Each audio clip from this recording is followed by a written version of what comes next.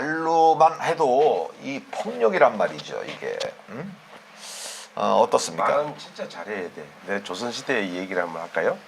옛날에 그 소 잡고 하는 소고기 뭐 고기 팔고 하는 거 백정이라고 해서 백정. 예, 예. 백정이 이제 그 고기를 팔고 있는데 옛날에 양반 쌍놈이 있었잖아요. 그 양반이라 하고 젊은 놈이 있다가 지나면서 어이 그 백정 그 고기 한 건 주게나 그러니까 네 해가지고 줬는데 요만한 걸 줬어요.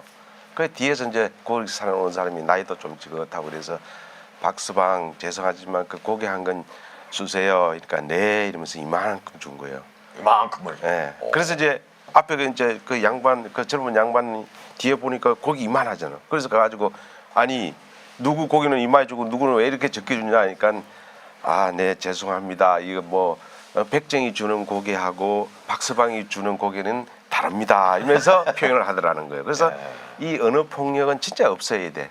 말 한마디를 하더라도 정말 상대방이 기분 좋게 해줘야 되고 정말 이익이 될 수 있게끔 해줘야 되는 게 언어인데 언어 폭력만큼은 진짜 생각해볼 만하니까 진짜 말은 상대방하고 할 때 물론 웃으면서 농담 삼아 하는 거는 물론 상관없지만 정말 뼈에 사무치는 이런 이 언어를 써서는 안 된다는 거죠. 네, 요즘 우리 최동호 박사님은 조선시대에 말씀하셨는데 저는 요즘 최근 SNS가 발달하면서 굳이 말이 아니어도 이 글로라도 언어 폭력이 굉장히 많아요. 그렇죠. 그래서 우리 그 연예인들 정말 이쁘고 정말 잘 나가는 연예인들도 그 언어 폭력에 의해서 또 목숨을 또 잃는 경우도 있어요. 그래서 이 언어 폭력은 사람이 죽게끔 할 정도로 굉장히 큰 무기예요. 그래서 말은 정말 상대가 들었을 때 그렇게 막 정말 폭력적이다 하는 말은 지양해야 하는데 요즘은 글로도 SNS에서 그게 너무나 많기 때문에 정말 이거는 많이들 생각하고 지양을 해야 될 것 같아요.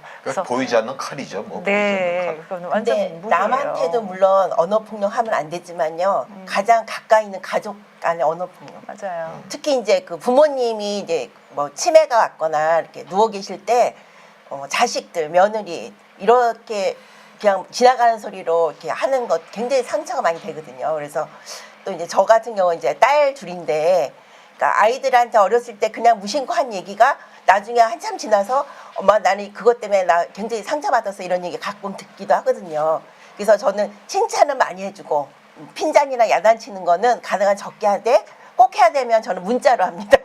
문자로 하면 감정이 절제가 되고 앞뒤 전후를 설명할 수가 있는데 말을 하다 보면 감정이 섞이게 되니까 나도 모르게 이제 엄마는 힘든데 너네들 왜 안 도와주냐 이런 말도 엄마는 너네들이 좀 도와줬으면 좋겠는데 도와주기 않겠니? 이렇게 하면 아이들이 훨씬 더 잘 받아들여요. 순화가 되죠. 예, 예.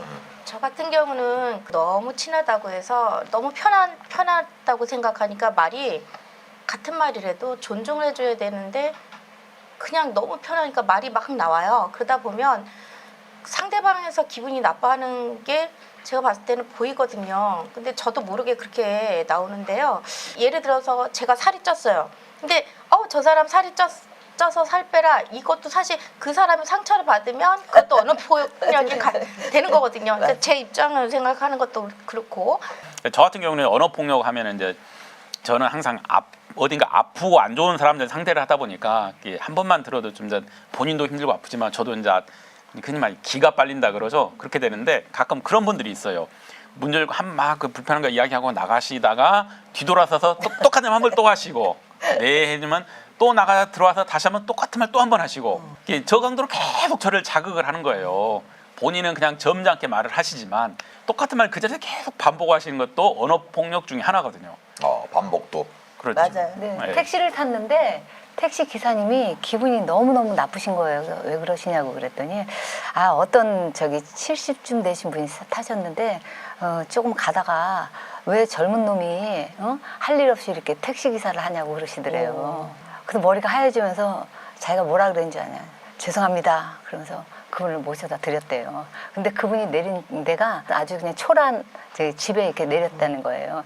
근데 그분은 50대 중반이래요. 자기 딸이 27이고 그런데 젊은 놈이 그러면서 자기는 그 인생을 어떻게 살았는지 그분이 어떻게 한다고 저한테 그런 말을 하냐. 그분은 잠실에 40평짜리 아파트에 산다는 거예요. 그래서 운전기사를 한 거는 1년 전에 했고 그때까지는 제가 진짜 열심히 해서 돈을 모으고 자식들이나 부인한테 때 자라면서 이렇게 열심히 살다가 왔는데 어떻게 젊은 놈이 그 직업에 대한 비하를 할 수가 있냐 그러면서 굉장히 마음에 상처를 입으셨더라고요. 네. 그 택시 얘기가 나와서 그런데 손님이 딱 타자마자 아 이 똥차 이거 그러니까 그 기사님이 뭐라고 그랬는지 알아요? 네. 손님은 아유 이거 똥이겠네. 똥을 태우니까 똥차죠. 그렇게 대접을 받는 거예요. 그래서 말을 할 때도 항상 거울 앞에서 말을 하는 습관을 자기 모습을 한번 보면 도움이 많이 돼요. 우리 한국말은 특히 그렇잖아. 잘 먹고 잘 살아 이러면 굉장히 기분 나쁜 말이고 잘 먹고 잘 살아래 이러면 굉장히 좋은 말이에요. 같은 말이라도. 그래서 이런 말들을 우리가 자기가 이 조금이라도 시간이 있을 때 거울 앞에서 항상 연습을 해보는 거예요. 내 모습이 어떻게 상대방한테 보이는 맞아요. 것인가. 그것도 굉장히 중요하지 않을까 싶어요. 네, 그래서 말에는 억양도 있고 톤도 있고 네. 어떻게 했을 땐 기분이 나쁘고 어떻게 했을 땐 기분이 좋고 그런 게 있기 때문에 억양과 톤도 분위기에 맞게 또 해야 되고 말은 또 부메랑이라고 하거든요. 내가 정말 나쁜 말을 던졌을 땐 그 말이 상대도 기분 나쁘게 하면서 다시 그 말이 또 저한테 오는 거거든요. 그래서 이렇게 언어 폭력은 정말 많은 분들이 생각하고 그걸 안 하도록 노력을 해야 되는 것 같아요. 특히 부부싸움 할 때 여자들은 논리정연하게 이렇게 말을 잘하잖아요. 그러니까 남자하고 여자가 싸우면 여자가 말로는 분명히 이겨요. 맞아요. 그래서 부부싸움 할 때 남편한테 너무 많이 이렇게 하면 이 남편이 또 상처를 엄청 많이 받거든요. 그래서 저는 말로는 제가 확실히 이길 것 같기 때문에 부부싸움을 안 합니다. 그러니까 그 슬기로운 방법은 네. 부부 싸움 할 때 서로 존댓말을 쓰면서 부부 싸움을 하래요. 안 하는 게 제일 네, 좋고요. 그러면은 뭐 싸움이 되겠어요? 서로 존댓말 하고 존중해 주는데. 그래서 절대 존댓말을 쓰면 싸움이 안 돼요. 우리 한국말은 뭐 특히 뭐 우리 싸우면서 반말 비슷하게 그것도 싸움이라는 건 내보다 또 잘생기고 잘났다고 하니까 싸움이 되는 거지 내보다 못생기고 내보다 떨어지는 사람인데 싸움이 잘 안 돼. 그래서 가끔씩 왜 지진이 왜 일어나는지 아세요? 그게 열받아서. 아니죠. 서로 부딪히는 힘이 어느 한계를 넘어서면은 맞아요. 그걸 해소하기 위해서 일어나는 게 지진이에요. 땅 서로 미는 힘이 부부 관계도 부부 싸움도 똑같다고 생각을 해요. 가끔씩 소리도 좀 높아지고 그때 또 그날 저녁 가서 외식도 같이 하면서 또 토닥토닥 해주는 게 있어야 이게 서로 긴장이 좀 해소가 되기 때문에 가끔씩 소리도 한 번씩 높아지는 것은 크게 문제 안 된다고 생각합니다. 네. 자, 시청자 여러분 잘 들으셨죠? 말은 메아리와 똑같습니다. 메아리예요, 메아리. 다시 돌아오거든요. 부메랑으로 분명히 돌아옵니다. 내가 좋은 말하면 좋게 들어오는 거고요. 그 나쁘게 하면 그 지가 받는 거예요, 자기가. 자, 그러니까 우리 언어, 네, 좋은 말만 하고 사시자고요. 자, 지금까지 이슈 토크였습니다. 네.